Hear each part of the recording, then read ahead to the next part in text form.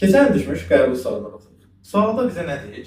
M1 və M2 kütləli cisimlər bir-birinə ip vasitəsilə bağlanılıb və bu cisimlər sistemi 60 Newtonluq dartı qüvvəsinin təsiri altında hərəkət edir. Bizim hərəkət sürətimiz 4 metr bölünmüş saniyə sabit sürətdir. Şərtdə bizdən nə soruşur? Deyir ki, ip qırıldığı anda M1 kütləli cisim dayanana qədər nə qədər yol gedəcək? Deməli, məsələnin həllində bizdə əsas rolu hansı sözü burada oynayır? Sabit sürət. Əgər bizdə cisimlər sisteminin sürəti sabitdirsə, deməli, əvəzləyici qüvvəmiz sıfıra bərabər olacaq. Cisimlər sisteminə təsir edən qüvvəyə baxaq. F dartı qüvvəsi bizə verilir. Verilməyən qüvvələr nədir? M1 cisminə təsir edən sürtünmə qüvvəsi, Fs1 yazaq və M2 cisminə təsir edən sürtünmə qüvvəsi. Bunu da Fs2 yazaq.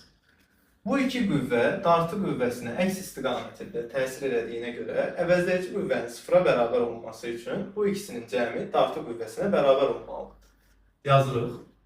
Fs1 üstünə gəlsin. Fs2 bərabərdir F dart. M1 müj üstünə gəlsin. M2 müj bərabərdir 60 Newton.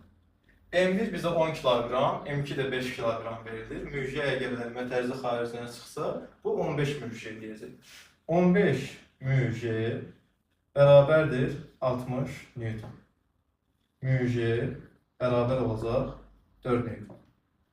Fs1, yəni M1 kütləli cismə təsir edən sürtünmə qüvvəsi burada 40 Newton olacaq ona vuranda, ancaq vurmağımıza ehtiyac yoxdur. Nəyə görə? Çünki biz gedilən yolu tapmaq istəyiriksə, bizə başlanğıc sürəti verilən halda yavaşlayan hərəkətdirsə bu, biz bunu hansı düsturdan yazacağıq?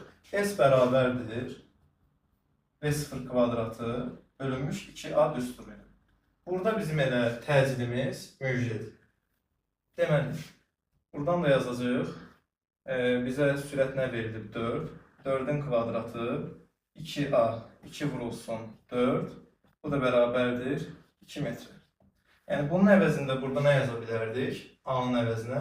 A-nın əvəzində burada yaza bilərdik ki, Fs-i aşağıda yazacaqdıq, M1-i də yuxarıda yazacaqdıq. Yenə də aşağıda A-nın yerində müjə qalacaq. Belə, bu qədər sadə.